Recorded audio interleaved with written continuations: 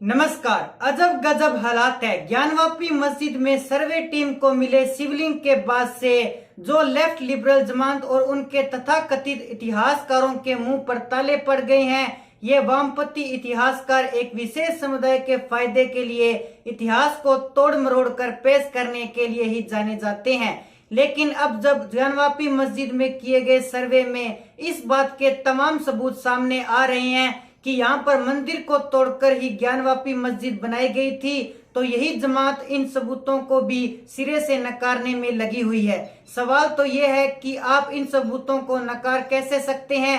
ये सवाल तो हमेशा से उठता रहा है कि बाबा की नगरी में काशी विश्वनाथ मंदिर के आधे हिस्से पर ज्ञानवापी मस्जिद क्यों और कैसे बनी। मुस्लिम समुदाय ये दलील दे रहा है कि यहाँ पर मंदिर को कभी तोड़ा ही नहीं गया। उनका तो यह तक कहना है कि यहाँ पर कभी मंदिर था ही नहीं। लेकिन फिर वो सबूत जो खुद औरंगजेब ने ही छोड़े हैं उन पर ही ये जमात क्या कहेगी। ये तो सर्वे विदित सत्य है कि मुगल आक्रांताओं ने जब जब भारत पर आक्रमण किया तब तब उन्होंने लूटपाट और अत्याचार ही किए। वो लूटपाट के मकसद से ही भारत आए थे।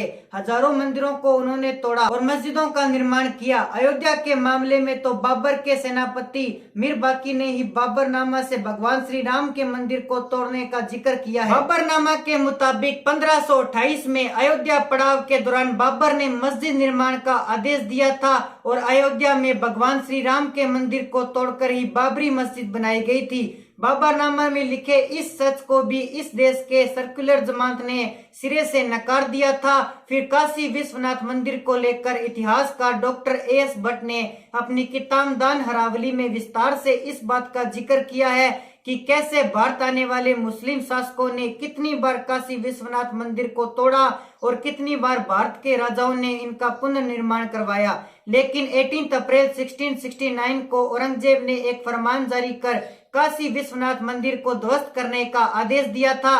सबसे अहम बात यही है कि औरंगजेब का ये फरमान एशियाटिक लाइब्रेरी कोलकाता में आज भी सुरक्षित है। उस समय के लेखक साकी मुस्तहिद खां द्वारा लिखित मस्जिद आलमगीर में इस ध्वस्त का विस्तार से जिक्र है। औरंगजेब के आदेश पर काशी में बाबा के मंदिर में एक हिस्से को तोड़कर ज्ञानवापी मस्जिद बनाई गई थी और 2 सितंबर 1669 को औरंगजेब को मंदिर तोड़ने का काम पूरा होने की सूचना उनके दरबार में ही दी गई थी। ये सारे तथ्य इस मस्जिद आलमगीर में लिखे गए हैं। इससे बड़ा और क्या सबूत चाहिए मुस्लिम जमात को कि ज्ञानवापी मस्जिद बाबा के मंदिर में तोड़कर ही बनाई गई है। जब औरंगजेब के शासन काल का इतिहास लिखने वाले ने खुद ये बात कबूल की है तो फिर आज की सर्कुलर जमात और उनके तथाकथित इतिहासकार कैसे नकार सकते हैं। बिल्कुल ठीक इसी तरीके से लीलाधर कृष्ण की जन्मभूमि में बने भव्य मंदिर को ही कई बार मुस्लिम शासकों ने तोड़ा और कई बार हिंदू राजाओं ने इसका निर्माण करवाया।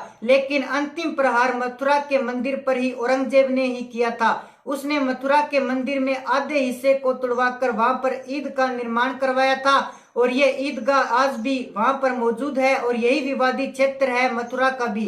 कृष्ण जन्मभूमि के आधे हिस्से पर ईदगाह है और आधे हिस्से पर मंदिर। मजेदार तो ये है कि इन नेहरूवादी इतिहासकारी लिखने वाले लेफ्ट इतिहासकारों ने इतिहास के इन तथ्यों को जस्टिफाई करने के लिए भी कई नई थ्योरी खड़ी की है।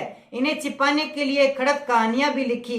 ताजुब तो इस बात का है कि अब ज्ञानवापी मस्जिद में हिंदू धर्म से जुड़े चिन्ह मिल रहे हैं। ये तब तक का उससे भी जस्टिफाई करने का काम में लगे हुए हैं। ज्ञानवापी मस्जिद में वजू खाने में मिले शिवलिंग को फव्वारा बताया जा रहा है, लेकिन उसमें पानी कहां से सप्लाई किया जाता है, कहां से पानी फव्वारे की शक्ल में निकलता है। इन तमाम सवालों के जवाब इस मस्जिद के कम्युनिटी के पास ही नहीं, 50 साल में ये फव्वारा बंद है यही दलील दी जा रही है। ऊपर से मुस्लिम समुदाय को भड़काने का काम भी AIMIM के अध्यक्ष असुद्दीन ओवैसी में शुरू कर दिया गया है। तो दोस्तों ऐसे में आपकी जो भी राय है हमारे कमेंट सेक्शन में जरूर बताएं। साथ ही हमारे चैनल को कर लीजिए सब्सक्राइब ताकि हमारे नए अपडेट्स आप तक पहुंच सके। जय हिंद, जय भारत।